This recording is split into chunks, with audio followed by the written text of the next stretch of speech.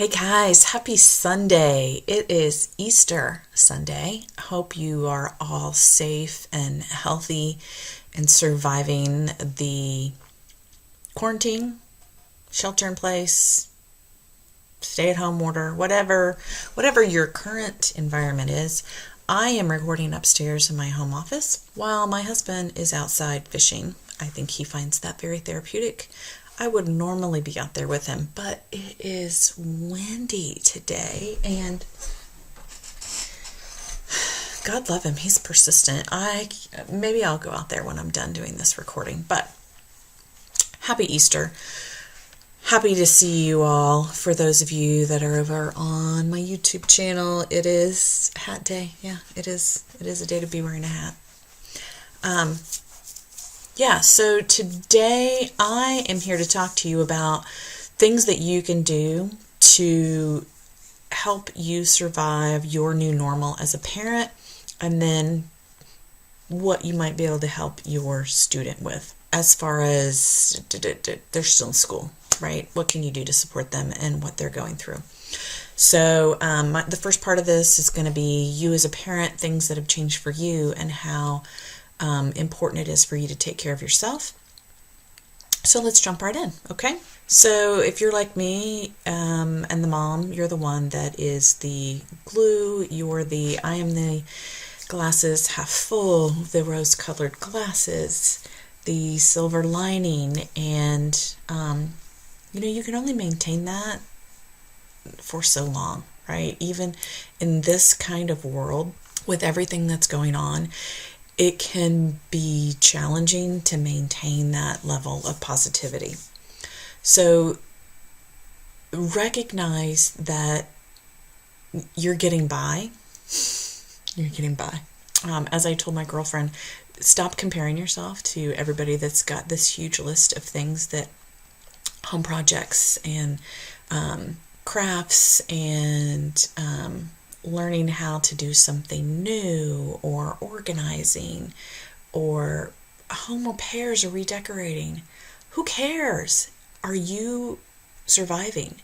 I told my girl, I'm like, okay, so you have converted from a single parent who also runs a business out of her home to now a single parent who is no longer able to run her business from home, figuring out how to file for unemployment and any of the tax relief small business loans, caring for your older parents next door to ensure that they stay safe and healthy and fed. 3 humans under your roof, one of which is returned home from college, and how to juggle that. Now you're also a teacher, e-learning, of a senior and I think first or second grader. Grocery shopping, food prep, house cleaning. I think it was 384 pages of that tax document for small businesses and the relief. If everyone is staying alive, you're doing your job. Don't worry about getting a room painted or closets cleaned out or attics organized. Who cares? This is survival, people. So stop measuring yourself against everyone else, okay? That's rule number 1. Stop comparing yourself. The should game needs to go out the door. Stop shoulding all over yourself. Yes, shoulding. That was a pun. Things that are important for you to remember. You still need your space. And when you are in social distancing, depending on where you live, you may not have an opportunity to escape to the coffee shop or the library, or the gym. That might have been your time of solitude. So it's important that you still find that time, and you're going to have to get creative to make it happen. Is it a long shower, a long bath? Is it taking a walk, putting your earbuds in and taking a walk somewhere that you can safely do that? Is it getting in the car and just taking a drive out in the country, right? Be creative. You still need your downtime, your quiet time. It's where and how you recharge and decompress, and in some cases cry. I found myself, I think it was Friday, I just fell apart. It was it just became, the magnitude of it all became so heavy when I realized that it was going to be potentially months before I held my 2 grandsons and my kids in my arms. That's heavy, you guys. And so you got to process that. And sometimes it's not just coming to terms with it once. It's coming to terms with it a couple of times a week, maybe even. So give yourself space to do that. Make sure you have someone to talk to.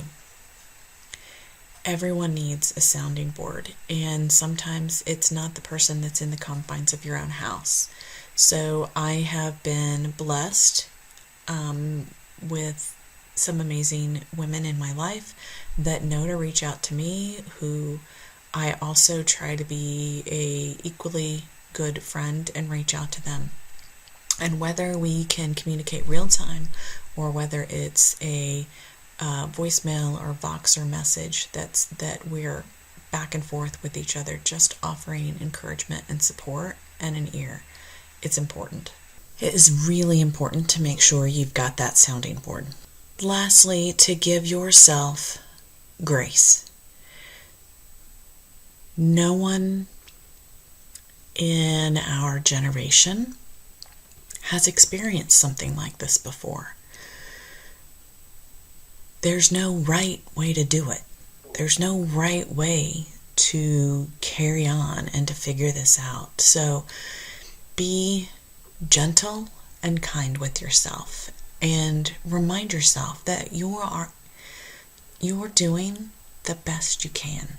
If you have a goal to put on pants that actually button 1 day a week, and that's your goal, good job. You've got a goal. It doesn't need to be life-changing or earth-shattering. It's just, what are you doing to survive every day? Okay? So it's stop shooting on yourself. Make sure that you are making time for yourself to recharge. Make sure you have the person or persons that can be your sounding board and cheerleaders and grounding you. And then provide yourself grace. Okay? Now, for your kiddos, to your home life. You've got your student back home. Didn't plan on them being back home. At least not yet, right? You still had 6-8 weeks left of empty room, food in the kitchen, food in the fridge. Laundry fairy didn't need to be around. That was cut short. So what I want to remind you guys is, for your student, here are some things that they may be going through, okay? They're sad. They're mad. They're grieving. They feel cheated, and it's unfair. None of us can argue that. So remind yourself of the emotions that these kids are experiencing. Most importantly, or one of the most important things to remember, is that this is not a break. They're not home. They're not off of school. They still have work to do. They still have assignments and readings and projects, quizzes and exams. This is not how they were supposed to do it, but this is where they're at. And not only do they have to do all that, but now they have to do all of that remotely. And they have to work with faculty who may or may not know what the heck they're doing online.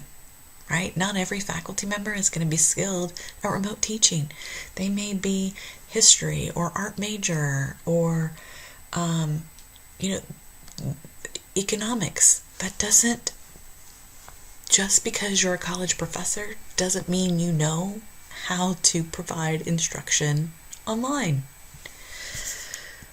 Remember, they miss their friends. They miss their friends incredibly, and FaceTime and chat and Zoom is not the same. And the schedule that they had in school is very different than what you might expect of them here. They feel robbed of experiences that they should be having. They should be doing fountain runs and Thirsty Thursdays at the local bar, or they should have been doing March Madness. That's gone. Basketball in Indiana is huge. That's gone this year for them. This is the time of year where I would expect to see the hammocks hanging in the trees all over campus, frisbees on the lawn, football catches, students bringing their dogs to play fetch with a ball. This is all stuff that you would be expecting to see right now, and it's not happening. So how can you help them? There's a great article that I will link to on my Pinterest board by a grown and flown author, and she recommends that first, don't force them to spend time with you. Respect the fact that they, quote, shouldn't be here now, right? Not just for your personal space, but them as well. If they decide to stay in their room all the time, fine. Let them have it. Pretend they're still at school. It's fine.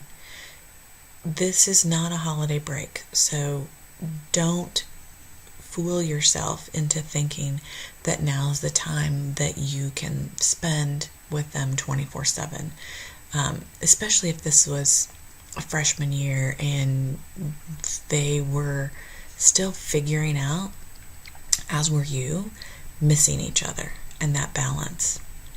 I would hate for you or your student to lose ground on that. Respect their space. Respect each other's schedules. Communicate with each other what work schedules look like and how you can best communicate when members of the family are busy and need to be left alone to get business done, to get work done. Whether it's a calendar or a sign on the door or a sign on the porch, wherever it's going to be most beneficial, communicate schedules to each other so everyone can respect what each family member needs to get done. Be mindful of your internet strength, especially if you have more than a couple family members that are going to be doing something online, whether it's streaming a video, a game, Zoom meetings, online homework, whatever it is. Be mindful of the pull on your network and, where possible, schedule accordingly. Listen to your returning college students' ideas. Just because they didn't want to be home doesn't mean they want to be ignored. I don't know if that's the right way to say it. Ask them if they want to provide input in daily schedules, meal planning, etc.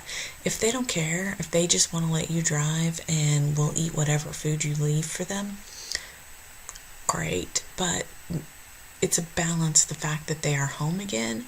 And so just put it out there and say, acknowledge that they are also a member of the household again. And if they have thoughts and ideas that they would like to provide for the week's meals, then let them know that you are happy to hear it. Let them talk about school, how they're doing, where they're struggling, how they miss their friends. It may not make any sense to you, but just let them know that you are an ear for them to share their thoughts and frustrations and anxieties with. When you sit down at the dinner table, Try not to make it all about them and what they're doing. As much as possible, bring some normalcy to it. What's going on in the news or the show that you guys love to watch together? Or is there gardening or yard work or something that needs to get done that might be a great distraction from everyone? And here's a bonus that you can have with your student home is if you are not tech savvy with some of this stuff, maybe that's an opportunity for them to give you a little tech support. I'll trade off expectations of maybe I'll go ahead and do your laundry, but you're going to be my tech support when I need it, right? Be sure you also establish ground rules again. And when you're establishing those, I would strongly encourage a negotiation back and forth. Yes, they're your child. They're living under your roof. Your rules, ultimately, it's your house, it's your rules. However, you are raising someone that you expect to be a self-sufficient adult. So for you to negotiate some expectations and how everyone's going to contribute to running the household, I think it's a healthy path towards that adulthood. So it's not just don't let them fall back to mom does the cooking, the cleaning, the laundry, all of that. It's shared resources again, right? When they come home for breaks, you are probably happy to do all that for them because you're just thrilled that they're home and you want to give them that break. But this is more than a break. This is a little bit longer. We don't know for certain when we're going to get the all clear to send our kids back to school, whether it's in the summer. Hopefully, at the latest, it will be this fall. But you don't want them to lose the ground that they've gained by being on campus for almost full academic year, or even longer in some cases if this is not a freshman that we're talking about. So be sure to develop some ground rules and expectations with how everyone's going to contribute to the household. Okay. And then lastly, don't tell them how they should feel. Their feelings are their own, and they're entitled to feel robbed and cheated and mad and frustrated, whatever they want to feel. One thing that I have learned with my girls is I'm the rose-colored glasses, the Pollyanna, and they don't always want to hear that. Sometimes it's, I just need to vent. I just want to complain and say how awful it is. And so I've actually learned to ask, okay, what are you looking for from me in this conversation before you start? Are you looking for me to help you find the silver lining and where you go from here? Are you just calling to complain? And they have learned that they just need to tell me, I'm calling to complain. I don't want you to tell me everything is going to be okay. I want you to just let me vent. And sometimes that's all they need. Sometimes that's all they need. Sometimes that's all you need. Okay, you guys, so that wraps up this episode on Care for You and Care for Your Kid. The last thing I would add as you are figuring this all out, my girl Rachel Hollis has a great story in, I can't remember which book it is that she wrote. And I love this better than the whole put the air mask on yourself before you help someone else on the airplane. It's the vase. Her story is the vase and how you fill a pitcher with water. And when that pitcher is constantly tipping over to fill other people's cups, at some point it's just going to fall over and break and no one gets anything. But if that pitcher or vase were to stand on a solid foundation and allow water to fill it up to the top, that water is naturally going to overflow out of the vase while it still stands there solid and steady. Water will flow out of the top of that into those around it that need it too. I love that visualization. You be the vase. Get yourself filled up so that you can overflow and help those around you that need it. And when your vase is feeling empty, you find your friends, your people. Email me. I will help fill up your vase when you need it too. Till next time, guys, take care.